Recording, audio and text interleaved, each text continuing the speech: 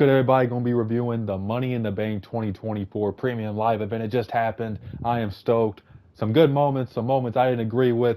Let's get into it. So the first match of the night was the men's Money in the Bank ladder match.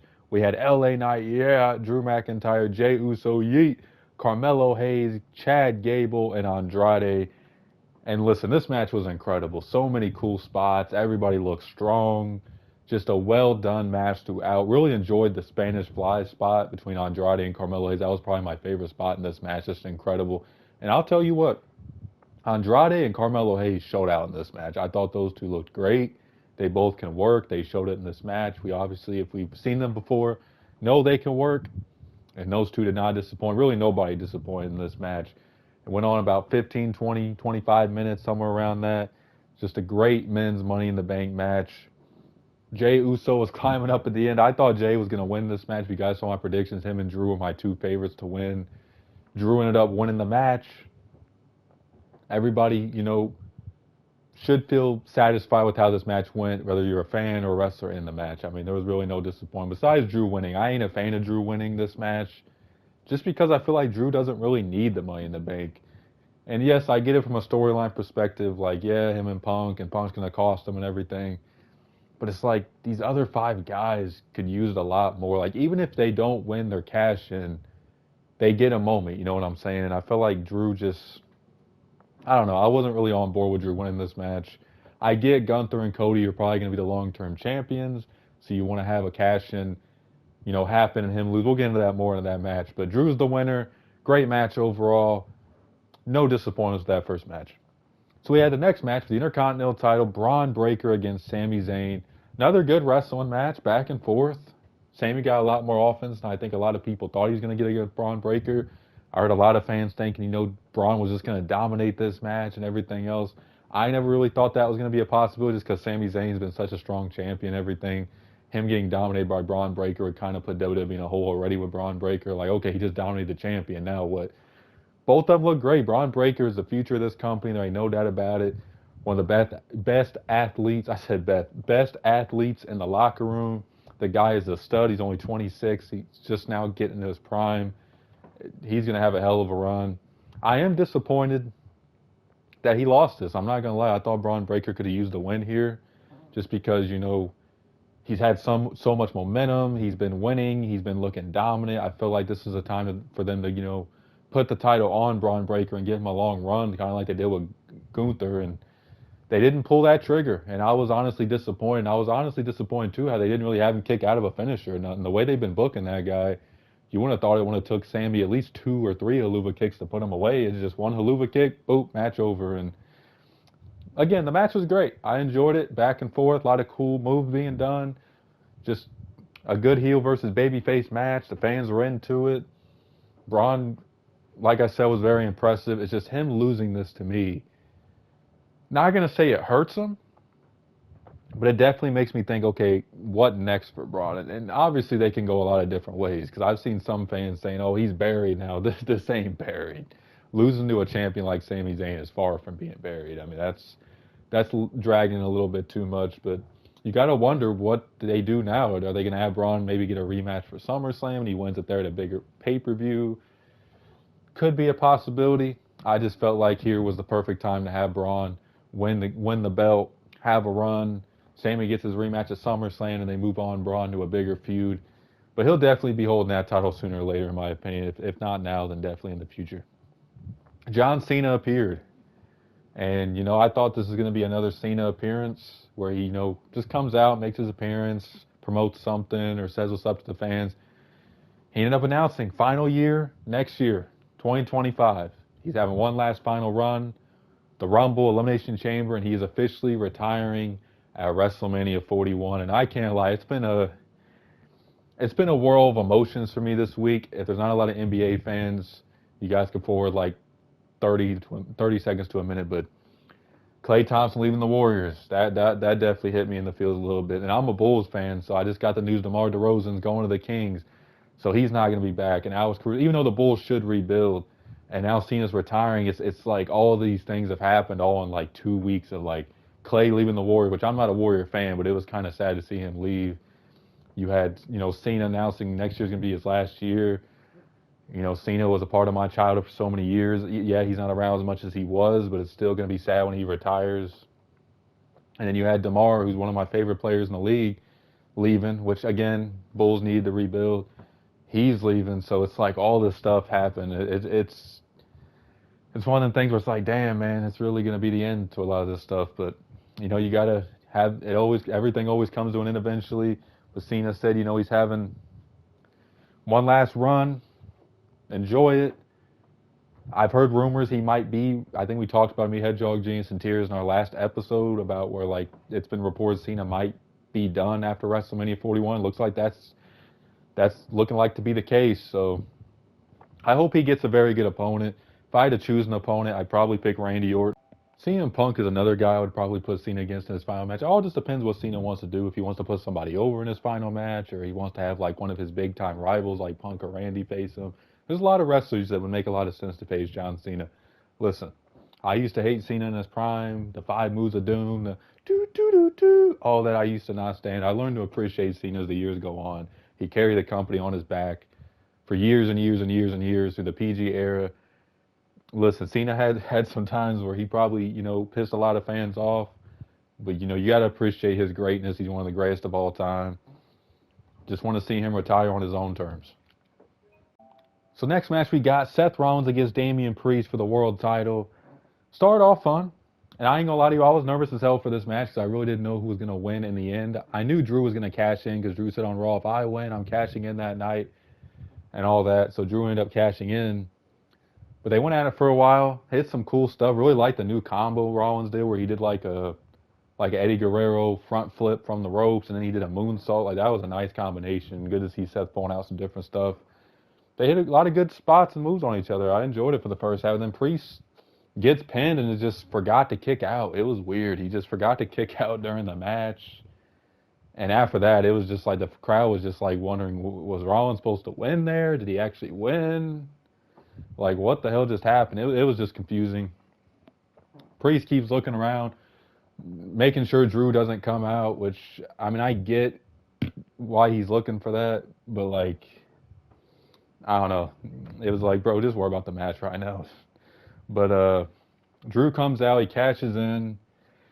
And I ain't gonna lie, I don't really like the way Drew cashed in during this match. Drew has the Claymore as his finisher. Why not? Like, that's... WWE sometimes overthinks their booking. I know Punk screwed him and everything, so they weren't going to have Drew actually win his cash in, but it's like, if we were going off logic, Drew should have not even just made a triple threat. He should have just ran in like Priest did to him, hit a Claymore on both of them, pin him, then Punk screws him or something. I don't know. It just felt like Drew logically could have just cashed in way better. But he makes the triple threat. Looks like he missed a Claymore on Priest. It looks like he hit him in like the stomach or something, so Priest went outside the ring. He goes for a pin. Punk breaks it up, starts beating the hell out of him, destroys Drew, hits him in the head with the title, which this was AEW, he wouldn't have kicked out of it. Not even taking a shot to AEW. I just have always complained about AEW doing that. And then Priest hits the choke slam and South to Heaven choke slam, and then 1, 2, 3, Priest retains. Punk screws Drew again. And Priest looks like he's going into SummerSlam to face Gunther as WWE champion. Very interesting choice by WWE to have Drew win. I know the reason behind it is that Cody and Gunther are going to be the champions, so you don't want to have anybody cash in on them. Kind of like where they got with Theory, where they were kind of stuck because they didn't want Reigns to lose, so they didn't have Theory cash in successfully, so maybe they just said, okay, you know what, we're going to have Drew win. He loses the cash in, Punk costs him, it furthers that feud, so we don't have to worry about anybody cashing in on Cody and Gunther. But it's like, man, even if you have, like, let's say a Jey Uso win Money in the Bank, or a LA Knight win Money in the Bank, or any of them guys, I mean, any of them 5 guys, none of them really had that world championship opportunity, and you have Drew win. It's just like, that's one of the things that bothers me, because I'm not a fan of having guys win who have already had moments before. I feel like Money in the Bank, it's an opportunity to really, like, make a new star, you know what I'm saying? Like, I understand they can't have anybody cash in on Gunther and Cody, but, like, you got a whole year to plan this out. Like, you can't have them pin whoever Gunther's facing, he win the title back or something. Like, there's ways to work around this stuff. I understand it, but it still irritates me. I don't know. I'm not a fan of Drew winning the briefcase and then losing the same night. It just felt like a waste of even having the match to me. But we'll see where it leads, I guess. So the next match was the women's Money in the Bank, and man, this match was something else. We had Zoe Stark, Chelsea Green, Io Sky, Tiffany Stratton, Lyra Valkyria, and Naomi in a 6-woman ladder match. And listen, this match had a little bit of everything: botches, cool moments, cool spots, moments you thought like Chelsea Green was gonna win. She did a cool spot with Naomi. Thought she was gonna win, and like a lot of the botched spots, like it just like it felt like they mistimed, like because when Zoe Stark did that move on Valkyria, like Valkyria was so close to the rope. It's like when Zoe Stark was going to hit that move on the ropes, I was just looking at her like, you're not gonna hit that. I knew she was either she was gonna barely connect with the move, or she was gonna miss it entirely. And she missed it entirely, hit her head. Just I think Naomi jumped on her. It looked bad. Like it was a lot of botching going on in this match, but they recovered near the mid of the match. A lot of cool spots. Io Sky and uh, Chelsea Green were cooking. Naomi was cooking. Tiffany Stratton did a Charlotte type moonsault on everybody. Like it was really a fun match. Like if you take out the botching, it was probably one of the funnest matches of the night. I've heard some fans say it was match of the night. Might have to join that club. It was interesting to watch, that's for sure. It's Tiffy time though. Tiffany Stratton wins the Money in the Bank in the end. Everybody, including myself, thought Chelsea Green had it. She's in her home country. I thought, oh, this is Chelsea Green's night. But Tiffany Stratton wins the Money in the Bank, and I can't complain one bit. She's a future star. She's the type of person I think Money in the Bank is made for, to make a new star, have somebody who hasn't had much go on in their careers yet or just building up their careers win it. And that's what they're doing with Tiffany Stratton. She's a superstar. She's going to be a superstar. Some fans ain't as high on Tiffany Stratton as maybe I am or others are, but I think she's great. And we'll have to see who she cashes in on. I think Nia Jax could be a possibility. They set that feud up. That's something they could potentially do. The story's definitely there. But all in all, love the ending to that match. Would have been fine with her or Chelsea winning. And like I said, that's what Money in the Bank's all about. You got to make new stars. Like, I understand the Drew thing, but it still just irritates me that he won and lost in the same night. So we had the main event. Solo, Jacob Fatu, and Tama Tonga against Randy Orton, Kevin Owens, and Cody Rhodes, the champion. And, like, I personally thought that Rollins and Priest should have main evented, especially if you're having a cash-in during it. Because I didn't really think Reigns was showing up at this pay-per-view anyways. I mean, it's a 3-on-3 tag. I think he's going to show up after the Solo and Cody match at SummerSlam. I don't really see him showing up right now. And part of me was like, are they going to have him show up because it's the main event? But nah. They just had the match happen, and fun match. A lot of cool stuff. Announce table spot. Jacob Fatu looked impressive. Solo had heat. I think Solo doing a really good job in this bloodline leader heel role. He's done a hell of a job in that. Kevin Owens did a frog splash to the announce table. Randy was doing some cool stuff. Cody hit his triple cross Rhodes. He ended up getting pinned in the end, Cody, which shocked me because I thought Kevin Owens was going to be the one to get pinned. But it makes sense since they're setting up Solo and Cody to have Solo pin him. That gets him his title shot. So anybody saw my TikTok about complaining about Solo getting a title shot, that's all they had to do was have him pin Cody, and they did. So I no longer can complain about that.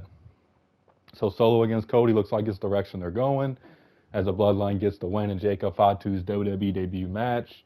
He's going to be a stud. And where do they go from here is the big question, because who do you have? I have a feeling Cody's going to win at SummerSlam, but is it because of Reigns interfering? Is it going to be a clean win? Is the Bloodline going to interfere like they always do? I'm more curious about how they're going to set that match up. Is it going to be a clean ending? Is it going to be interference? Is Reigns going to have something to do with it? We'll have to see. But I thought this pay-per-view was great. I really enjoyed the match quality of it. I gave it an 8 out of 10.